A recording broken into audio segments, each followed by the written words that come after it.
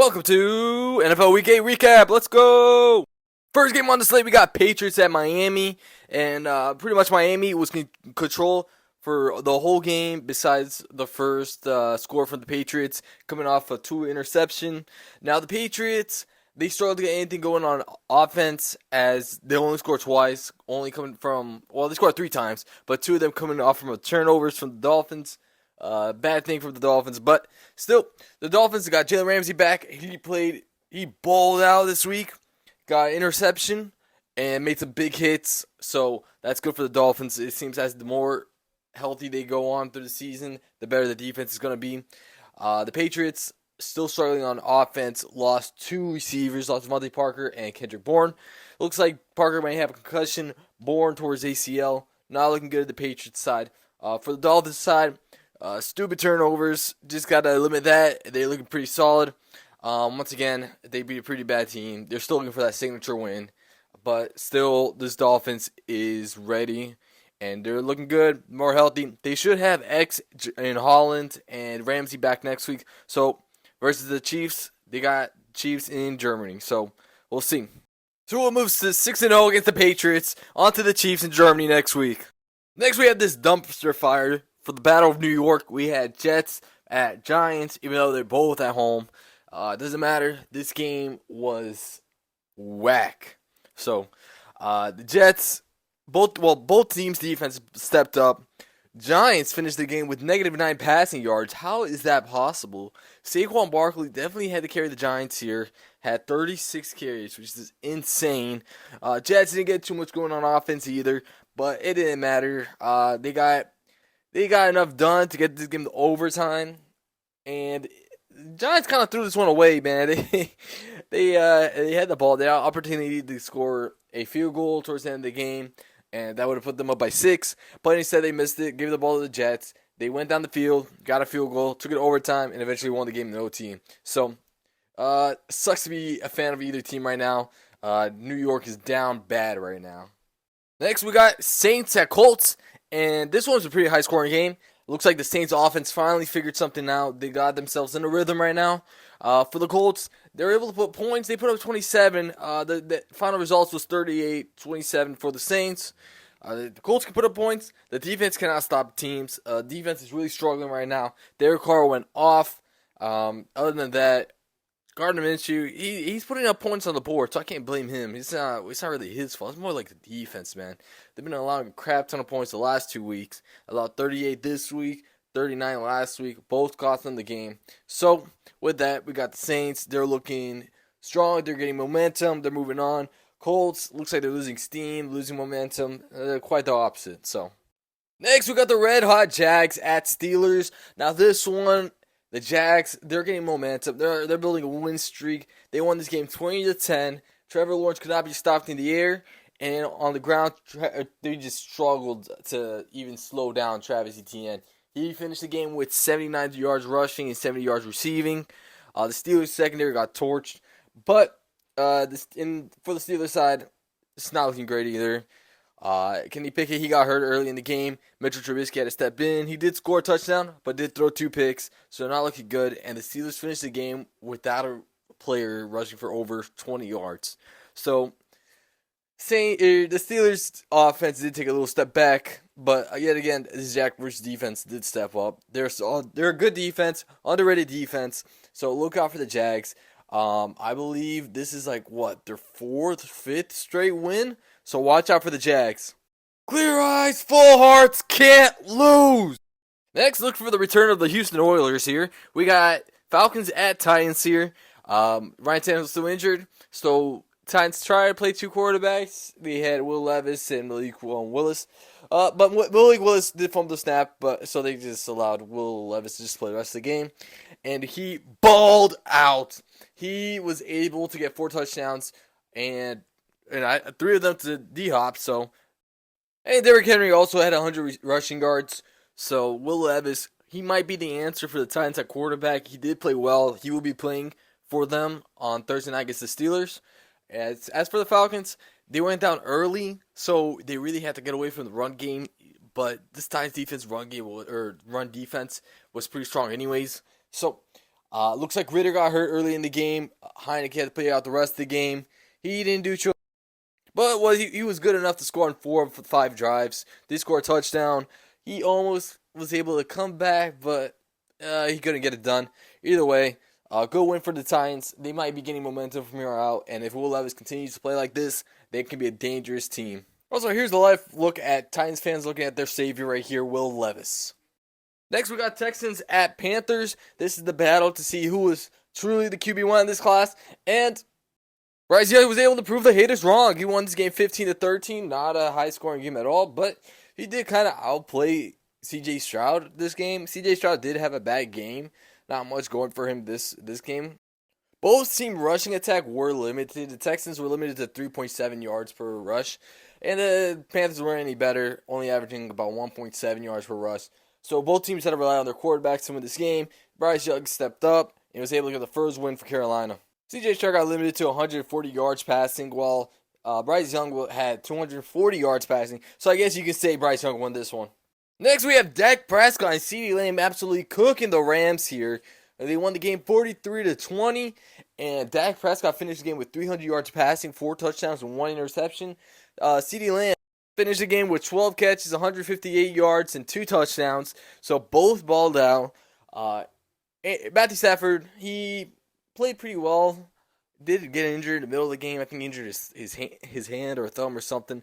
But the Cowboys defense was able to limit Puka Cup, so couldn't get anything going for there. And that's where the Rams' strengths are. It's just in their passing game. They couldn't get much going in the run game either. And once the Cowboys were able to limit that, they were able to pretty much control this game. So, and Bland was able to get a pick six too. I think this was his third pick six of the season, something like that. But this Cowboys defense is stepping up without Trevon Diggs. Micah Parsons is still here, but they're showing they're still one of the top teams in the NFC. Yep, Dak was just able to manhandle the Rams. But slap the crap out of them. 300 yards and 4 touchdowns. He's been kind of struggling this year. Wasn't doing that on the Rams. That's not a good look. Next, we got a bittersweet win here for the Vikings fans. So the Vikings were able to win this game 24-10. Unfortunately, Kirk Cousins did go out with an injury. It appears he tore his Achilles. So that is unfortunate, as he can be credited for this win streak that the Vikings has been on. And they've been able to kind of turn it around. They were able to reach 500, but that's a big loss for the Vikings. And it might honestly be his last game as a Viking. So we'll see what Vikings do in the future. As for the Packers, Jordan Love still trying to figure it out. He definitely struggled this game. Only put 10 points on the board. Receivers dropping passes, him kind of off target sometimes. So this offense definitely got to figure it out. They definitely started hot, but then definitely cooled down as the season continued. It does seem like the teams now have tape on him, so they're able to game plan better and be better prepared for him. So, yeah, that's the Packers got to change some things up there. I'm not going to give up on him yet. He does look talented, but still. And don't worry, Vikings fans, I'm with you here, man. I'm just as sad as you are. I love Kirk Cousins. Next, we have the Eagles and their supposed kryptonite, the Commanders. For some reason, the Commanders definitely step up when they versus the Eagles. Almost won this game, but Eagles were able to come back. Sam Howell was killing it. I think he started the first half 24 for 24. When he missed 1 or 2 passes. Either way, doesn't matter. Sam Howell takes a big step up when he versus the Eagles. So this game, it does seem like he had better protection. And when he has better protection, he may be playing better like this, more consistently. But that was the big issue for the Commanders this season, is the protection. He's the most sacked quarterback in the league this year. And this game, he only got sacked once against this tough Eagles D-line. So that's a good sign for Commanders fans. But it wasn't enough to get the job done. They were able to get 2 turnovers, though. But A.J. Brown, man. That guy's a dog, bro. But hey, this guy was a win. They were able to stop the tush push for one play, got a fumble, and make it a close game. For some reason, the Eagles don't play well at Washington for some reason. But that's with that, Jalen Hurts could not get it going on the ground, so they had to get it going on the air. It was a lot of 3rd and longs. A.J. Brown kind of saved them a few times. Jalen Hurts got heated up in his arm, got to throw the ball. Finished the game with 319 passing yards with 4 touchdowns. So, good game by him. Just not on the ground. So, good win for Philly here. They were able to survive And yeah, now they moved to 7-1, top of the NFC. Will this man be the next Giga Chad of the NFL? I kind of hope so. I was high on him in college, so I hope he turns out to be a good quarterback. Next, we got two hot teams. We got Browns at Seahawks. Now, the Browns were pretty hot. Now they're starting to cool down once they lost Deshaun Watson, trying to survive with P.J. Walker. But the Seattle defense, man, they're stepping up. They're looking like one of the best defenses in the league. They were able to limit things in the air, of course. Browns did have some success on the ground, so I'm surprised they strayed away from that. But still, the Seahawks were able to pull away. They had a big lead early in the game. Browns closed it, but Seattle was able to survive, made some big plays. Both teams had not a lot of turnovers, but I think they both had 2 turnovers. P.J. Walker threw 2 picks. Geno Smith threw 2 picks. So, yep, the Seahawks finally survived, and now they're on top of the NFC West. They are on top over the 49ers. How about that? Who had that on their bingo card? I'm telling you, man, this Seahawks team is heating up. Watch out for them. I had them winning the division, too, so we'll see if they can pull it off. Next, we have Ravens at Cardinals. Now, the Cardinals were able to limit Lamar on the ground, but he still kind of got it done in the air. But Gus Edwards, he was the key player here. He went off for 80 yards and, I believe, 3 touchdowns. Yep, 3 touchdowns on the ground. So, that was huge for the Ravens. The key factor of this game was definitely the Ravens' defense. They were able to get 2 turnovers, 2 picks off of DAWGS. So after that, he really didn't have much opportunity to take this game. And now the Ravens are tied on top of the AFC at 6-2. Yeah, this team is dangerous. Moving on. Wow, the Broncos were able to upset the Chiefs. Huge win for the Broncos here. The Broncos were able to make the Chiefs look like a really bad team. The Broncos were able to get 5 turnovers off this Chiefs team. 3 fumbles, 2 picks. Granted, Patrick Mahomes did have the flu, and I guess it kind of showed. He did not have a good game either. The Broncos did a good job containing Travis Kelce as well. And although Russell Wilson did not get a lot of passing yards, he was able to get 3 touchdowns, only finished the game with 114 passing yards. So that's a huge win for this Broncos team that we all thought were tanking. And I can't believe this team gave up 70 points in the game. So they're really turning it around. Well, we'll see against an opponent that doesn't have the flu. So we'll see. Broncos country, let's ride. Next, we got Bengals at 49ers. And I just got to say one thing about this game. Welcome back, Joe Burrow. He went off this game. He was efficient with the ball. Went 28 for 32 on attempts. Had 284 passing yards, I believe, and 3 touchdowns. Not only did this Bengals team get it done in the air, they also got it down on the ground. Joe Mixon, he was pretty effective. The team averaged 5 yards a carry, so that's a good stat. Jamar Chase had his piece, 10 catches, 100 yards, and a tutty. As for the 49ers, this team, yeah, they had 3 turnovers. Brock Purdy, he had over 300 passing yards, 3 touchdowns, but had 2 picks. George Kittle and Ayuk, they were carrying so far, in this game, they both went over 100 receiving yards, but it wasn't enough. And it was kind of crazy for Purdy to play this game, especially after getting concussion last week. He cleared protocol, and he banged his head pretty hard. He may be concussed or something, I don't know.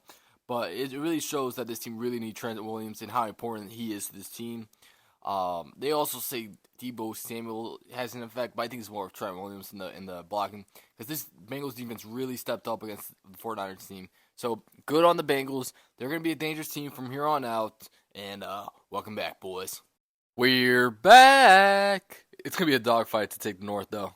Next, we have this crappy game for Sunday Night Football. Matchmakers, I don't know what you're doing. But next week, we're going to have the banger with Bills and Bengals.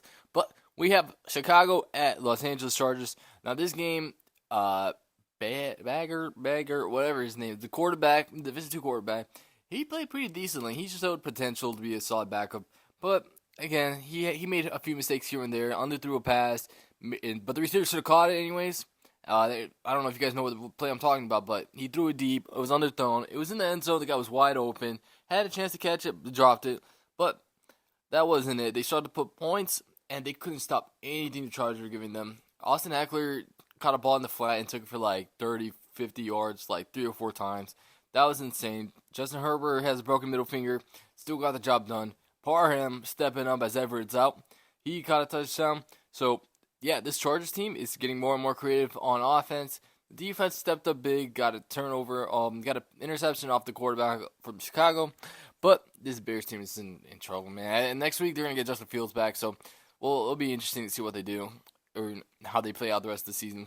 Just did an X-ray on the Chargers player, and it turns out Justin Herbert and Austin Eckler got them dogs in them.